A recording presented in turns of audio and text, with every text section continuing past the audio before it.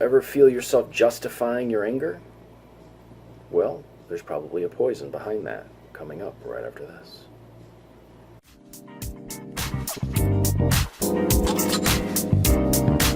That's unexpected. I must say, you fight well. Now put that in your pipe and smoke it. So good afternoon, this is Lucky Links. So the second poison that I wanted to talk about, the last video I talked about pride. This one is the snake. In the center of the wheel of life, the Tibetan Bond Wheel of Life, there are three poisons that sort of affect everything, all of our experiences and everything that we go through. And the next one is the snake. So the first one was pride, this one is anger and hatred. How does that screw us up? This one, I think, the best example I can give is this. There are folks who claim that love is the most powerful thing in the universe. And perhaps it is, but perhaps it isn't. And this is why I say that. I've seen this so many times in my readings for people and in life, just watching people. You've got a couple that gets together and they fall in love and they're intensely in love, and then they get married, and then they have children, and then what happens is they'll break up, they'll get divorced, and then they'll like fight over the child and fight over the children, and they just want to, they use the children against each other, they use the children to manipulate each other, and they're in this long battle. So they want revenge on each other constantly, and I'm always seeing this. I'm always seeing this in people are doing YouTube videos about this, and people are doing readings about this all the time, and there's a great deal of revenge that people want. They break up with someone, and then they want to get even with them, or they're stuck on them, or they're angry with them, or they want to prove that now they're going to move on, and the other person, they want to prove that they did better than the other person. What's stronger in that situation? The love that supposedly brought them together, or the anger and hate that's keeping them bound to the other person? How many people in our lives are we bound to by hate?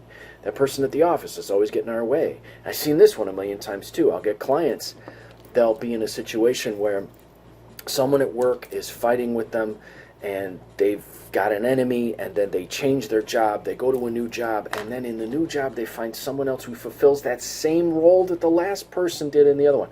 They'll be fighting with the new person. It's the same exact situation. Or they'll get in a relationship, they'll be fighting, they'll break up, they'll fight with that person, then they'll find someone new, they'll fall in love, they'll break up with that person, they're fighting with that person. And they want revenge, they want to fight, they want an enemy. They want something to justify their anger. So I want to keep this one kind of short because I don't want to necessarily focus on that too much. But I want you guys to consider how anger is driving your life. Do you do things specifically so that you can justify your anger? Do you get in situations where you get into a fight with someone else so you can justify your anger? I see this all the time with people. They'll get in a situation where they know it's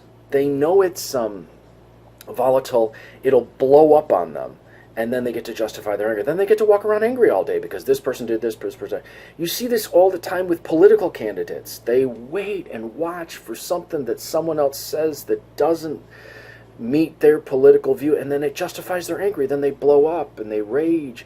Or I saw this one recently. I did a post online about the whole Doreen Virtue thing, and how people get angry. People get so angry with people, and they say, hey, you're supporting a political candidate that actually doesn't care about you, a political candidate that actually wants to see you suppressed, or they condemn you.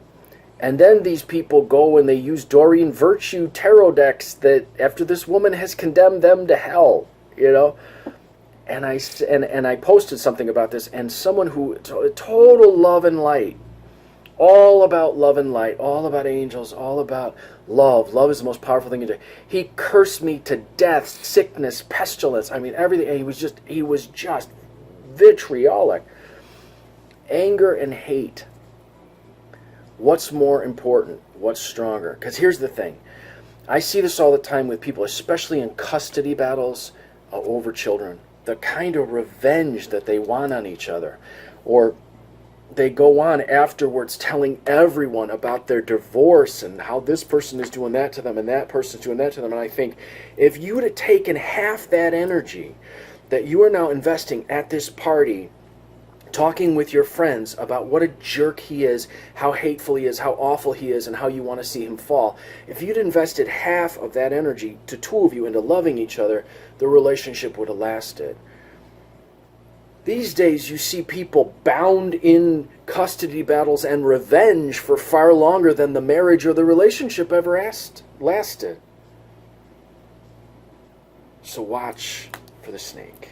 Watch for the poison of the snake, the hatred, the anger. When left, it becomes sickness, it becomes things like cancer, it becomes things that eat away at you, destroys you, heart attacks. It destroys the heart, it destroys you. This is a really, really horrible poison that gets to people. They want revenge on the person. They want to show the person up. They want to get even with the person. And before you're so quick to say, well, that's not me, I'm all love, watch yourself for a week and watch your ability to manage anger. Ask yourself, do I end up in situations where I explode or I get angry or I find justification for my anger and I walk around then being angry because of it or being hateful because of it?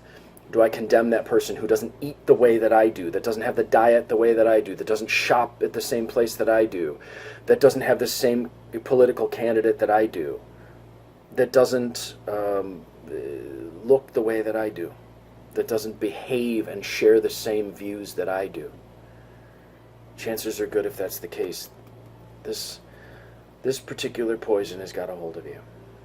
I'm Lucky Links, as always, wishing you success and good fortune in all that you do. Hey, this is actually from the Lenormand. If you'd like to learn to read Lenormand, I can help you with that one. I got a beginning Lenormand class, and I got a grand tableau Lenormand class. If you'd like to get in either one of them, 779-302-8009. Hey, I got a tarot class here. If you want to learn to read the tarot, I've got an intermediate class, and I've got a beginning class. And if you would like to learn to read the Mexican Loteria. This is my fancy Day of the Dead Mexican Loteria. These are awesome. We can get you in a class on how to read the Mexican Loteria. Hey, if you want to know how to read the Crystal Ball, I've got Crystal Ball Scrying class, and I've also got one on how to read playing cards. If you want to learn to read any of these particular oracles, boy, can I help you with that. 779-302-8009 or conjurehope@gmail.com. Hey, and if you'd like to get a reading from me, same. Contact me same way. And for those of you who've donated, I really appreciate it. Thanks for all the donations. If you like these videos, you want to help to see them coming, I'll put my PayPal, my Venmo below. Remember, a lot of times we convince ourselves that this is not at work in our lives, and then we find some reason to justify its flare-up. Well, I don't normally hate, but in this case I have to. Watch for those situations. Those are a good indicator that this poison has got you. I'm going to talk about the next poison, which is ignorance, probably tomorrow. And then I want you guys to think about the idea of what if the world were just a whole magical battle. A magical war was at play. We in the Tibetan Bond, we see the world as, first of all, we work so that all beings attain enlightenment. And secondly, we see the magic at play in the world, and that we know that just because it looks solid, feels solid, and appears solid, sounds, smells solid, doesn't mean it is solid, and that this world is really an illusion, and there's a great deal of magic at play behind it, no matter what you do, no matter how you try to avoid it. So I'm going to talk a little bit about that in a couple of videos here. But tomorrow I'm going to talk about the ignorance piece, and then I'm going to talk about, what if the whole world were just magic at war, or a great magical war being waged. So you guys have a great week, and I will talk to you soon.